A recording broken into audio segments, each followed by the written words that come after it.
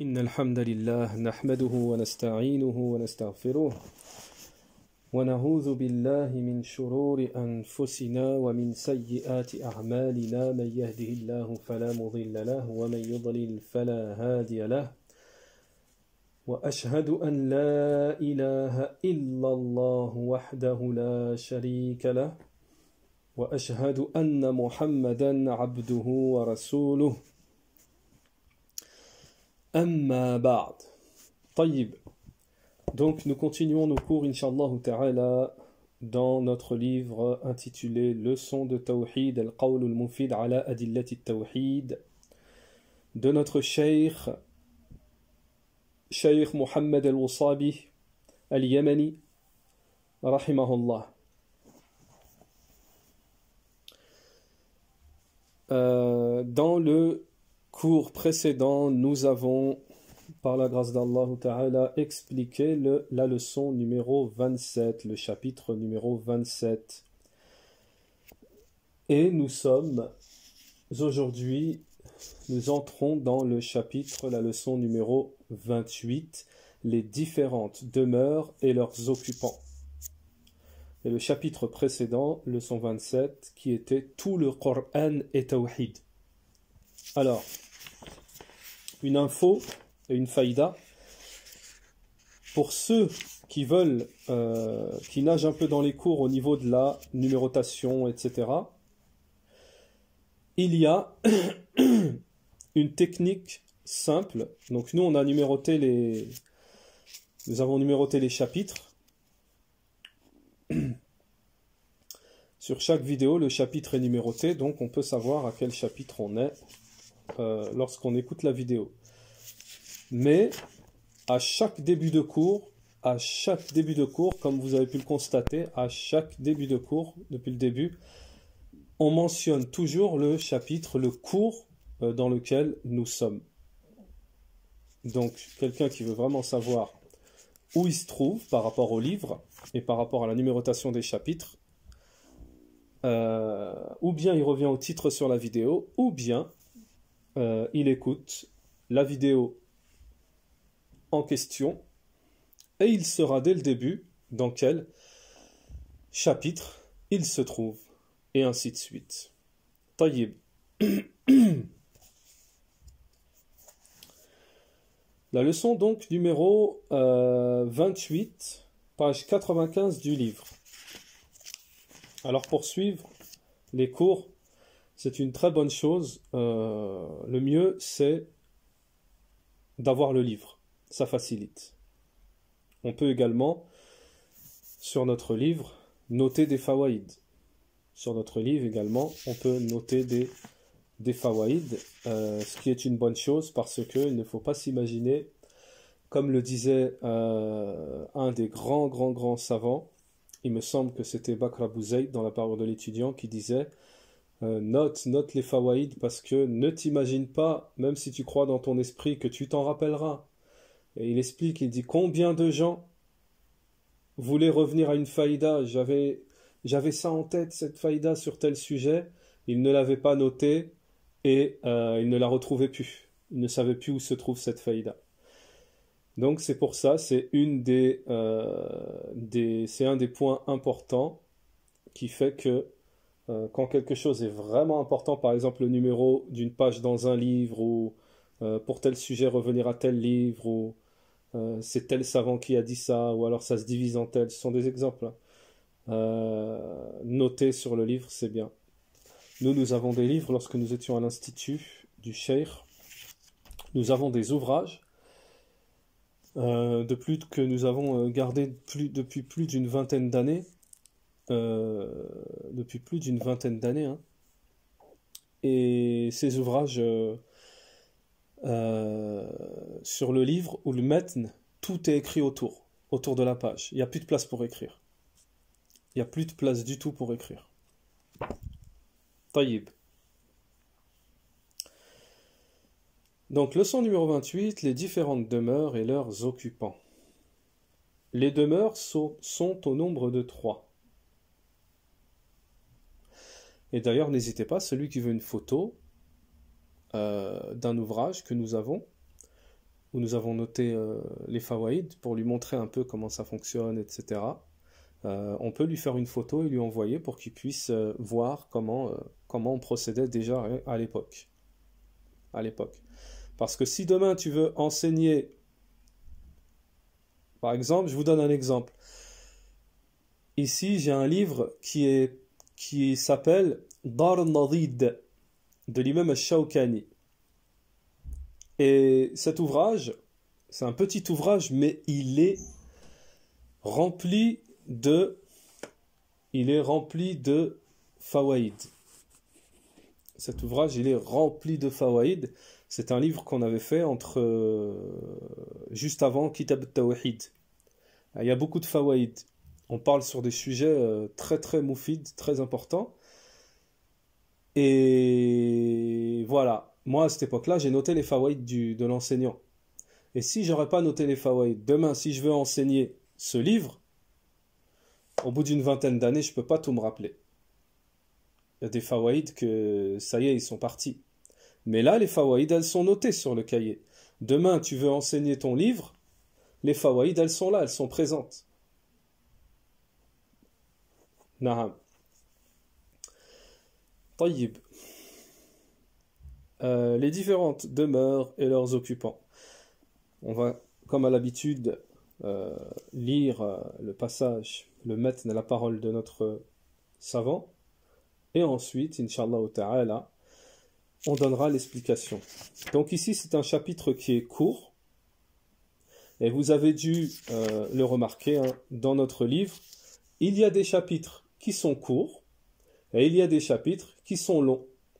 Alors tantôt on aura un cours de 20-30 minutes et tantôt on peut avoir un cours d'1 heure.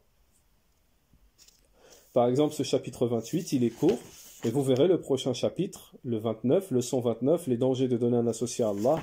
Là ça sera plus long. Là ça sera plus long. Tayyib. Les différentes demeures et leurs occupants. Alors, on va donner une faïda, Inch'Allah. Je ne sais pas si c'est traduit en français. Il y a l'explication d'un ouvrage de Cheikh Abdelrazak al-Badr qui s'appelle Ma'alij al-Qaboul. Ma'alij al-Qaboul. Et dans l'explication du Cheikh, le cours numéro 229, le Cheikh parle justement de ce chapitre aujourd'hui, les différentes demeures et leurs occupants. Donc celui qui a l'arabe, celui qui est arabophone, il peut retourner à ce cours numéro 229 de Cheikh Abdelrazak al-Badr sur ce sujet, les différentes demeures et leurs occupants. Et pour les francophones, je ne sais pas si c'est traduit en français. Je ne sais pas. Allahu a'lam. Les demeures sont au nombre de 3. Les demeures sont au nombre de 3. Dar ad-dunya, on dit, donc la demeure de ce bas monde. Hein. Dar, ça veut dire demeure, maison, demeure en arabe. Ça vous fait une faïda dans la langue. Dar. Et dunya, c'est la vie d'ici-bas, la vie mondaine. Ensuite, vous avez Dar al-Barzakh, la deuxième, Dar al-Barzakh. Al-Barzakh, c'est ce qu'on appelle la demeure intermédiaire. Alors ici, on nous dit, entre parenthèses, c'est le laps de temps séparant la mort du jour de la résurrection. C'est-à-dire que, entre le moment où on est placé dans la tombe jusqu'à Yawmul Qiyamah, il y a une période. Cette période, elle se nomme Al-Barzakh. Al-Barzakh, le monde intermédiaire, si vous préférez, la demeure intermédiaire. Et il y a tout un tafsil, toute une explication par rapport au monde intermédiaire. Je pense qu'il y a des ouvrages qui ont été faits en français sur les délices de la tombe pour celui qui est sur la réussite et pour les châtiments de la tombe pour celui qui n'est pas sur la réussite, qui n'y est pas du moins tout de suite ou qui n'y sera pas du tout. Et en troisième catégorie, là, la troisième demeure qui est Dar al-Akhira, la demeure de l'au-delà.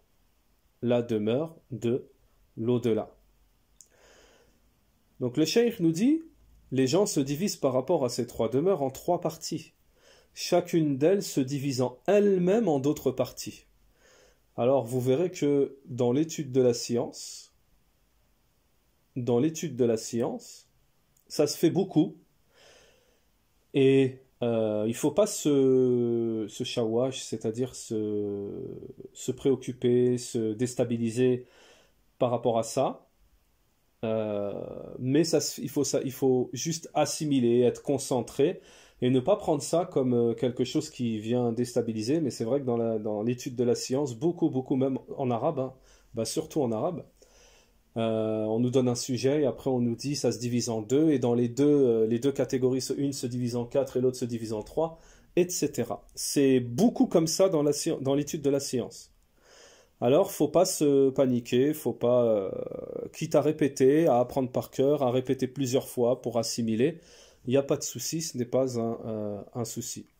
Si c'est fait de telle sorte, c'est la méthodologie, si c'est fait de cette manière-là, c'est que c'est très important et profitable. Taïb. Donc le cheikh nous dit, les gens se divisent par rapport à ces trois demeures en trois parties, chacune d'elles se divisant elle-même en deux parties. C'est comme si vous preniez une autoroute, plutôt vous preniez une nationale qui a deux autoroutes ou plusieurs autoroutes, et chaque autoroute, il a plusieurs sorties. Donc je ne sais pas si c'est un exemple, c'est le premier qui m'est venu, un exemple qui vous ouvre un peu la voie, mais en tout cas, voilà, pour aider à la compréhension. Il faudra bien les nommer et les expliquer, toutes ces sorties. Naam. Donc les gens se divisent par rapport à ces trois demeures en trois parties, chacune d'elles se divisant elle-même en d'autres parties. Les croyants, alors d'abord les croyants. Et ils se divisent en deux parties. On a les croyants, il y a deux genres de croyants. Ensuite le cheikh nous dit les hypocrites, ils se divisent aussi en deux parties. Ça veut dire qu'il y a deux sortes d'hypocrites. Quand on parle de croyants, on saura qu'il y a deux sortes de croyants. Quand on parle d'hypocrites, on saura qu'il y a deux sortes d'hypocrites. Et vous verrez que c'est simple. Les hypocrites, hein, c'est ou les grands, ou la grande hypocrisie, ou la petite hypocrisie. Ça va pas plus loin que ça, c'est tout simple. Donc le cheikh nous dit, on commence par les croyants. Les croyants se divisent en deux parties. Le premier genre de croyants, on les appelle les sabiqoun. Donc sabiqoun, ceux qui concoururent aux bonnes œuvres et qui sont les rapprochés d'Allah, al-muqarraboun. Le deuxième genre de croyants, on les appelle ashabul yamin. Ce sont les gens de la droite qui sont les pieux, al-abrar. Donc, l'auteur ici, le savant, nous dit, pour celui qui veut un peu plus de détails, qui veut des infos sur ça, creuser le sujet, il peut revenir à l'explication du tafsir Ibn Kathir, que tout le monde connaît. Il nous dit volume 4, page 290. Après, ça va varier. Volume 4, page 390, ce ne sont pas toutes les maisons d'édition, attention. Hein. Donc, ensuite, pour terminer, le cheikh nous dit remarque. Les preuves concernant ce chapitre, les différentes demeures et leurs occupants sont nombreuses et connues. Ça veut dire que ce chapitre, il n'y a rien d'inventé, il n'y a rien qui vient de leur tête. Il y a des preuves pour pour la demeure de ce bas monde, on a des preuves. Pour la demeure intermédiaire, il y a des preuves du Kitabi wa Sunna.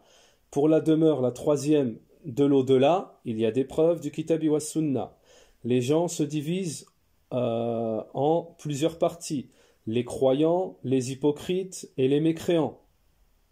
les croyants se divisent en deux parties, les hypocrites se divisent en deux parties, et les mécréants se divisent également en deux parties. Ça, il y a des preuves également. Bon, ça facilite quand même le fait de savoir que tous, c'est en deux parties. Croyants, ils se divisent en deux parties. Hypocrites, ils se divisent en deux parties. Et mécréants, ils se divisent en deux parties. Ça va pas plus loin que deux, donc ça va, ça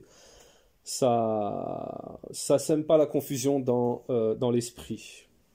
On retient juste que les différents habitants se divisent en deux catégories, tous. Comme ça, on n'est pas dans la confusion, Inch'Allah ta'ala. La clarification des hypocrites et des mécréants viendra par la suite, Inch'Allah. Donc, vers la fin de l'ouvrage, il y a un chapitre où ça sera détaillé, où on parlera des hypocrites et des mécréants. Ici le cheikh va plus parler des croyants. Et ça, c'est une bonne chose, comme ça, on va pas, Inch'Allah ta'ala, vous n'allez pas vous emmêler les pinceaux, Inch'Allah.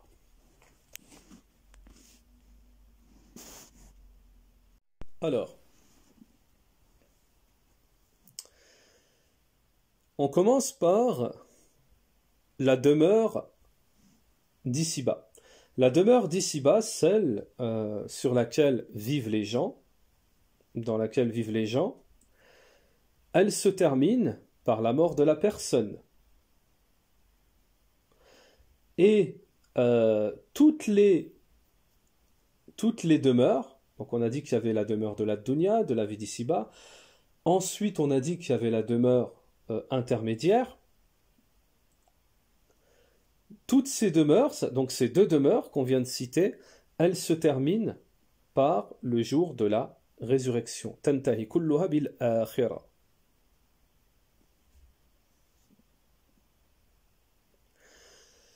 Alors, il faut savoir une chose, une notion très importante. Les savants nous disent, la vie mondaine, elle se termine pour le serviteur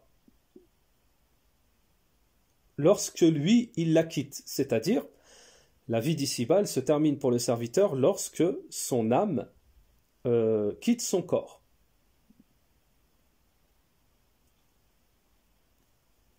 Donc ça, c'est la fin de la vie mondaine par rapport à la personne, au serviteur. Par rapport à une personne, sa dunya, elle se termine, donc sa vie mondaine, elle se termine quand il meurt. On est d'accord.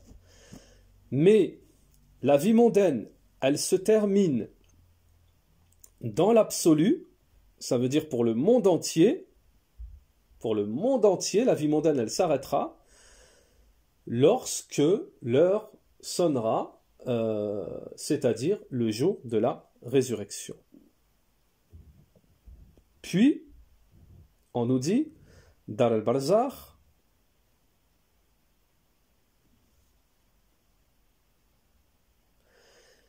la vie intermédiaire, donc la vie intermédiaire, c'est la vie qui est entre la dunya et lorsque la personne meurt et le jour de la résurrection. Elle commence le jour de sa mort et elle se termine au moment où il entre dans la... elle commence, pardon. La vie d'ici-bas se termine et la vie intermédiaire, elle commence au moment où il meurt et il y entre. Et cette vie intermédiaire, quand est-ce qu'elle se termine? Elle se termine le jour de la résurrection. Lorsque l'heure arrive à sonner, la demeure intermédiaire, elle disparaîtra. Il n'y aura plus de demeure intermédiaire.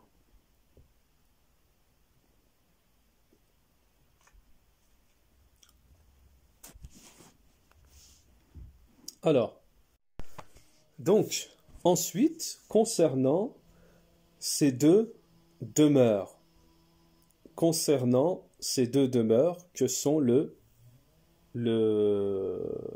paradis et l'enfer, on nous dit les grâces concernant le paradis sont éternels.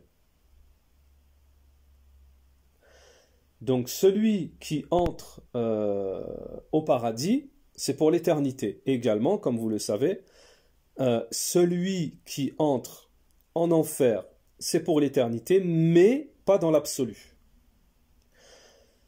Car la croyance des gens de la sunna, c'est que les pécheurs, les désobéissants parmi les unificateurs, parmi les gens du tawhid, selon la volonté d'Allah, il y en a qui entreront en enfer, mais ils en sortiront par la volonté d'Allah.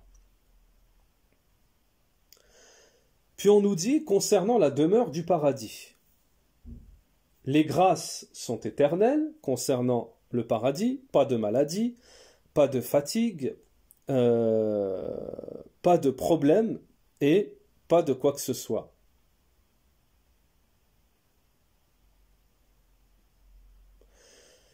Parce que les savants nous disent que ces choses-là, elles sont propres. Maladie, fatigue, problème et tout ce qu'on connaît, tout ça, ce sont les caractéristiques propres à la vie d'ici-bas. Et au paradis, il n'y a pas tout ça, c'est fini. Il n'y aura pas, Inch'Allah ta'ala, il n'y aura pas tout ça. Alors,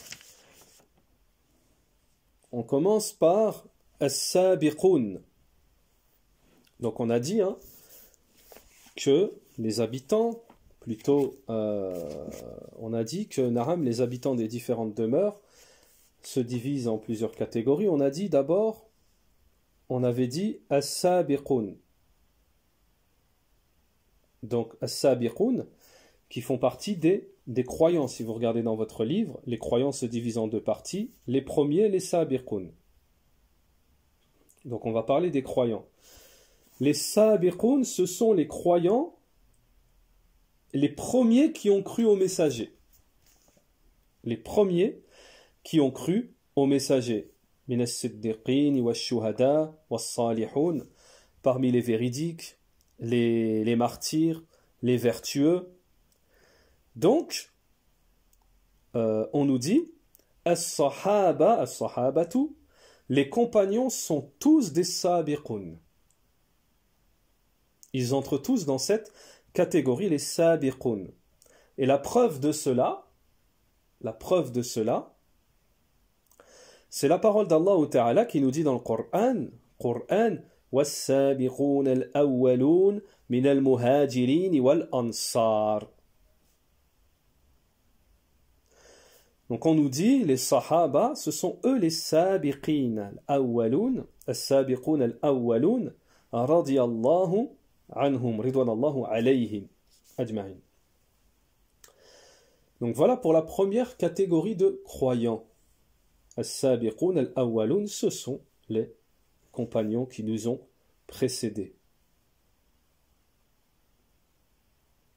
Alors, Ashabul Yamin. Ensuite, on avait dit que concernant les croyants, il y avait une deuxième catégorie, se nommant les gens de la droite, qui sont les pieux. Alors, Ashabul Yamin, ils sont le reste des croyants. Ceux qui n'ont pas atteint le degré des premiers qu'on a cités, As-Sabiqun, Al-Muqarrabun, les rapprochés, ceux qui n'ont pas atteint ce degré. فَرَبَّمَا يَكُنْ فِي زَمَانِنَا هَذَا مِنَ السَّابِقِينَ من اجتهد وصل إلى مناهج الصحابة رضوان الله عليهم وصار من أولياء الله ربما أن يكون من السابقين أما غير ذلك من أصحاب اليمين هم الأبرار يعني الآخرة. طيب, on nous dit en règle générale, ça veut dire qu'il peut y avoir exception. Les gens de la droite, ce sont ceux qui n'ont pas atteint, c'est le reste des musulmans, ceux qui n'ont pas atteint le degré de proximité, comme ça, comme les compagnons, hein, le degré des compagnons, as-sabiqoun al-awwaloun. Mais, alors on a un cheikh qui s'appelle un savant, hein, plutôt un cheikh, qui est connu, hein, Taharat Zahran, dans son explication d'Al-Qawl al-Mufid, qui nous dit mais il se peut qu'à notre époque, quelqu'un fasse partie des sabiqoun, hein, c'est-à-dire la première catégorie qu'on a mentionnée, du fait qu'il soit par exemple qu'il ait atteint la voie des compagnons, qu'il ait suivi, il ait atteint la voie des compagnons, qu'Allah les agrée, qu'il fasse partie des alliés, des aimés d'Allah. Donc ça, c'est une possibilité, nous dit le cheikh. Tandis que, en général, sinon, autre que cette istisna, c'est-à-dire cette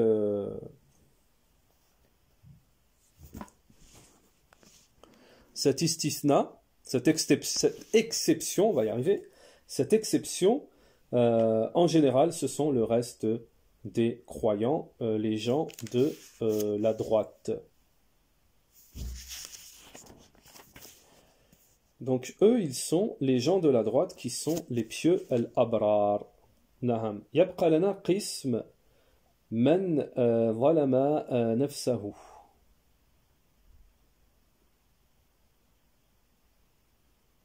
Alors, on nous dit il nous reste donc une troisième catégorie. Vous avez bien vu que dans notre livre, le cheikh nous dit il y a la catégorie des croyants. Les croyants se divisent en deux parties. As-sabiqoun, on a expliqué. Ensuite, les gens de la droite. Mais il y a une troisième catégorie de croyants. Il faut savoir, chez les gens de la Sunna, qu'il y a une troisième catégorie de croyants. Cette catégorie de croyants, qui sont-ils? C'est la catégorie, et d'ailleurs cela est mentionné dans un verset. Hein. Cela est mentionné dans un verset, cette catégorie. Ce sont ceux parmi les croyants qui se sont fait du tort à eux-mêmes, de l'injustice à eux-mêmes. Qui sont-ils? Cette troisième catégorie de croyants.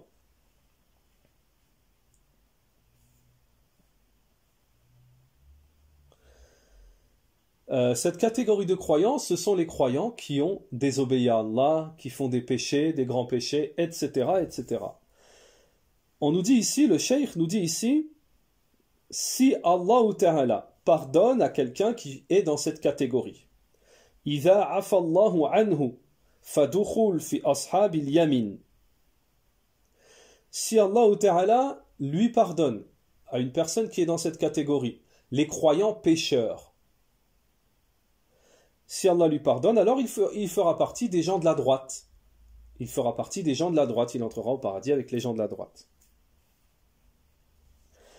Mais si Allah ne lui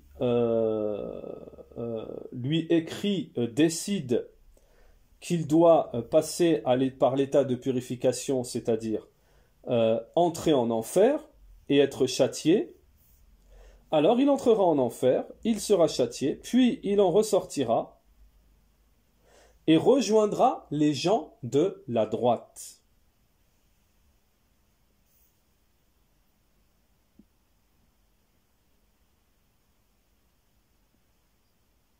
Donc, on nous dit, en réalité, la réalité des croyants, le jour de la résurrection, c'est qu'il y aura deux catégories. C'est pour ça que le cheikh, dans son livre, il mentionne, si on se pose la question, c'est vrai qu'il mentionne que deux catégories, parce que c'est vrai qu'il y a deux catégories de croyants. Les deux qui sont cités dans le livre. Les premiers, as-sabiqoun, et les deuxièmes, catégorie de croyants, les gens de la droite.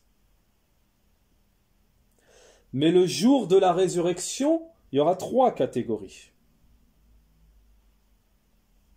Il y aura les 2 catégories de croyants, mais il y aura également une catégorie, 3e, de croyants qui a fait les croyants pécheurs en fait.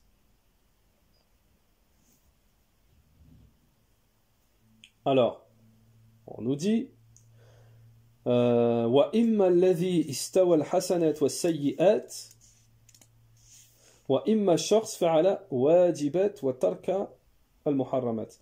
Alors, cette catégorie-là, cette catégorie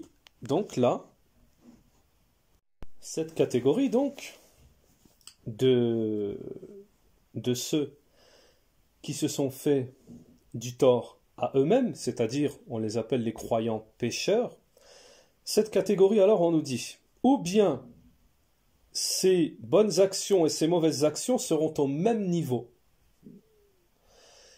Elles seront au même niveau dans la balance.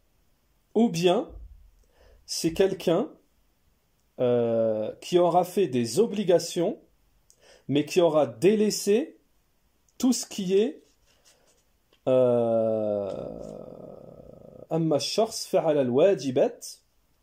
c'est-à-dire qu'il aura fait ses obligations, mais il n'aura pas délaissé ce qui est haram. Donc forcément, en gros, hein, c'est quelqu'un qui aura... Tout le monde connaît cette catégorie. Tout le monde sait que c'est quelqu'un qui aura des comptes à rendre. Tout le monde sait que même un croyant peut avoir des comptes à rendre et que ce n'est pas assuré, l'entrée au paradis n'est assurée, Allahu a'lam, pour personne.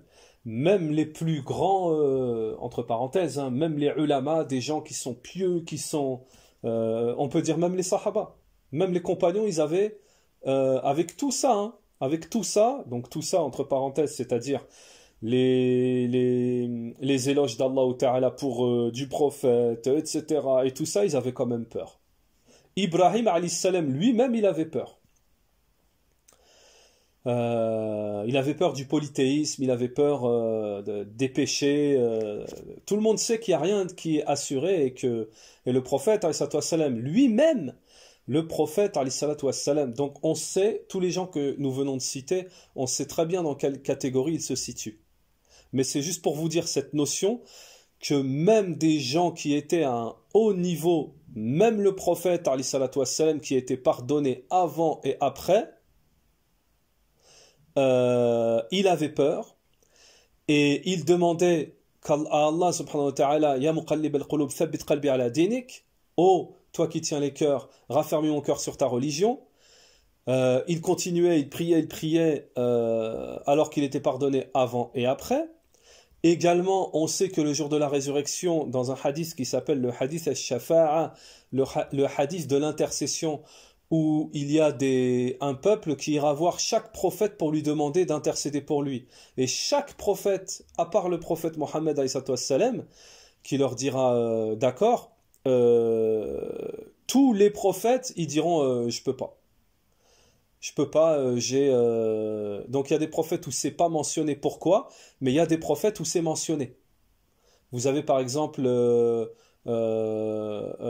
Moussa qui avait tué un homme, il a peur de rendre compte sur ça.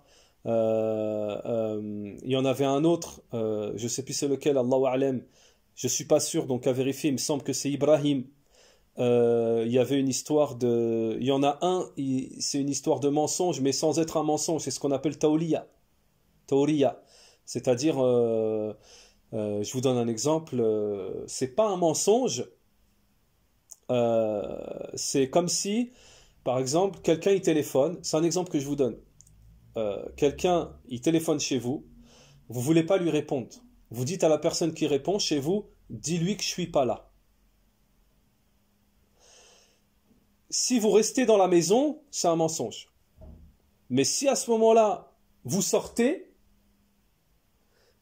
pour revenir juste après le temps que le coup de téléphone il est terminé, là, c'est pas un mensonge. Donc, c'est un exemple qui se rapproche, mais c'est pas un exemple à 100%. On va donner un vrai exemple cité par les ulama. On a un exemple qui est cité par les ulama, c'est lorsque il y avait un tyran. Il avait demandé à un prophète, est-ce que c'est ta femme? Et ce prophète, il avait peur que s'il lui dit oui, c'est ma femme, je sais pas, par jalousie ou quoi, il aurait tué sa femme. Et ce prophète, qu'est-ce qu'il a fait? Il a dit non, c'est ma sœur, en faisant la niya que c'est sa sœur Fiddin. Mais en disant que c'est sa sœur, il savait que le tyran là allait penser que c'est sa vraie sœur. Mais en réalité, lui, il a fait la niya que ce soit sa sœur Fiddin. Naham. Donc voilà, c'est juste un exemple, une faïda au passage, pour vous dire que même des gens, on revient à notre sujet, que même des gens qui ont un niveau assez élevé auprès d'Allah, avec tout ce qui s'ensuit, il y a personne, très rarement, il y a personne qui vient et qui dit c'est bon, j'ai ma place assurée au paradis, je fais partie des rapprochés, je fais partie des gens de la droite, etc. Donc, cela n'est assuré pour personne, parce que la règle ici, et retenez bien ça, parce que ça fait partie de la croyance des gens de la sunna, c'est que c'est selon la volonté d'Allah subhanahu wa ta'ala. Tu peux être un croyant et avoir fait une chose monstrueuse, et Allah il va te pardonner. Comme Allah subhanahu wa ta'ala, il peut le jour de la résurrection ne pas pardonner. Donc, pour le croyant pécheur, c'est selon la volonté d'Allah subhanahu wa ta'ala. Également, une notion très importante à retenir. Alors ça, c'est très important. Il faut bien comprendre ça. C'est que le croyant, les gens qui entreront au paradis le jour de la résurrection, sachez qu'ils entreront, tous ceux qui entreront au paradis entreront par la miséricorde d'Allah et pas par leurs actions. Attention. Ça, c'est très important. La croyance des gens de la sunna, c'est qu'on va rentrer, pour ceux qui vont entrer, et on demande à Allah subhanahu wa ta'ala qu'il nous fasse tous entrer au paradis, amin, c'est que l'entrée au paradis se fait par la miséricorde d'Allah subhanahu wa ta'ala. Ça, c'est la croyance des gens de la sunna. C'est pas avec nos œuvres. Allah, il se passe de nos œuvres. Ce ne sont pas avec nos œuvres que l'on entrera au paradis, mais par la miséricorde d'Allah subhanahu wa ta'ala. Puis, pour terminer, le cheikh nous dit Al-mu'minun thalathatu aqsam wa fil jannah qisman faqat. Donc, il faut savoir que les croyants sont de 3 catégories. En réalité, dans l'absolu, ils sont de 3 catégories. Mais, il n'y a que 2 catégories qui entrent au paradis. On a déjà expliqué précédemment qu'il y a les gens, comme les compagnons, la première catégorie, as-sabiqoun, et on a dit qu'il y avait la deuxième catégorie, les gens de la droite. C'est ça les 2 catégories qui vont au paradis. La troisième catégorie, c'est selon la volonté d'Allah, ou bien il pardonne et la personne entre avec les gens de la droite, ou bien il devra être châtié et il entrera à la suite avec les gens de la droite. Donc en réalité, il y a 3 catégories, mais dans ces 3 catégories, il n'y a que 2 catégories qui vont au paradis. Idhan ahlul islam wa ahlul iman hum yawm al-qiyamah fil jannah. Alors, le cheikh nous dit, les gens de l'islam et les gens de la foi, le jour de la résurrection, font partie des gens du paradis. Al-mu'minun thalathatu aqsam yawm al-qiyamah wa qisman fil jannah faqat al-muqtasidin bimashiyatillah. Donc, on vient d'expliquer ce que nous dit le cheikh ici, on l'a expliqué, 3 catégories, 2 qui vont au paradis seulement, et la troisième catégorie, ceux qui ont les croyants pécheurs, sont sous la volonté d'Allah, subhanahu wa ta'ala. Également, أما المنافقون قسمان. Alors, les hypocrites, il y a deux catégories. On a dit qu'on en parlera dans un chapitre en détail. Mais ici, on nous dit al-mu'minun bin nifaq al-asghar. La première catégorie, la catégorie de la petite. Donc, les hypocrites, il y a la grande catégorie et la petite catégorie. L'hypocrisie majeure et l'hypocrisie mineure. L'hypocrisie mineure, la petite hypocrisie, c'est l'hypocrisie dans les œuvres. Hein? Le mensonge,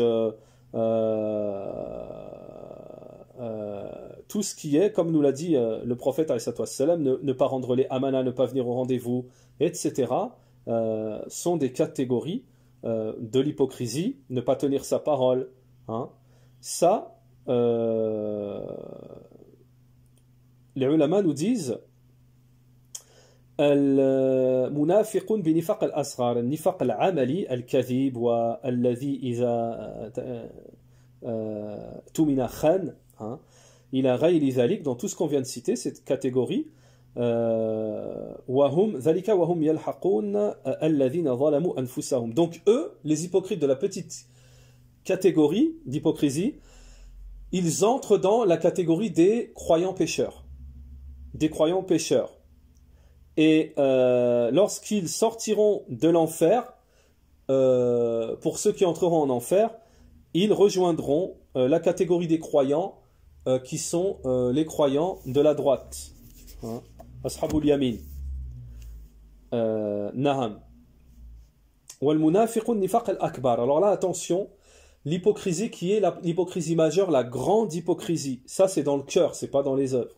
Ça, c'est dans le cœur. Wahum, c'est pas que c'est pas dans les œuvres, dans l'absolu, mais la base, c'est dans le cœur. Wahum lahiqun ad-dar al-ashar min an-nar. Donc eux, ils iront en enfer. Ce sont ceux qui cachent la mécréance dans leur cœur et qui montrent l'islam. Ce sont eux les grands hypocrites. Wal kafirun qismain. Ensuite, on a parlé des mécréants. Le cheikh à la fin nous parle des mécréants. On a dit que les mécréants sont de deux catégories. On a les mécréants qui sont touchés par la petite mécréance. La petite mécréance qui ne fait pas sortir de l'islam. C'est-à-dire ce sont les pécheurs parmi ceux qui ont fait de l'injustice à eux-mêmes. Les pécheurs qui ont fait de l'injustice à eux-mêmes, parmi eux, il y en a qui ont fait de la mécréance. Ça existe la petite mécréance. Hein. Ça existe la petite mécréance, comme par exemple, Allahu A'lam, il y a certains péchés qui entrent dans la petite mécréance. Par exemple, Sibab al-Muslim fusq wa qitaluhu kufr. Le fait d'insulter un croyant, c'est de la perversité. Le fait de le tuer, c'est de la mécréance. Allahu A'lam, le fait de tuer un croyant, c'est de la petite mécréance. C'est un exemple de petite mécréance. Donc ça ne fait pas sortir de l'islam, c'est pas de la grande mécréance. Donc on a la petite mécréance. Et ensuite on a la grande mécréance. Celle-là, elle fait sortir de l'islam. Et la personne ira en enfer éternellement pour celui qui a commis de la grande mécréance. Donc on nous dit que le cheikh expliquera tout ça en détail. On aura un détail pour ceux qui se posent des questions dans un chapitre qui suivra. Pour ceux qui se posent des questions, on aura un détail dans un chapitre qui suivra. Donc voilà concernant ce chapitre aujourd'hui. Subhanakallahumma wa bihamdik wa ashhadu an la ilaha illa ant wa astaghfiruka wa atubu ilayka. Je reste à disposition pour les questions concernant le cours. Concernant les cours de Al-Qawl al-Mufid. Wa sallallahu wa sallam ala nabiyyina Muhammad wa ala alihi wa sahbihi ajma'in.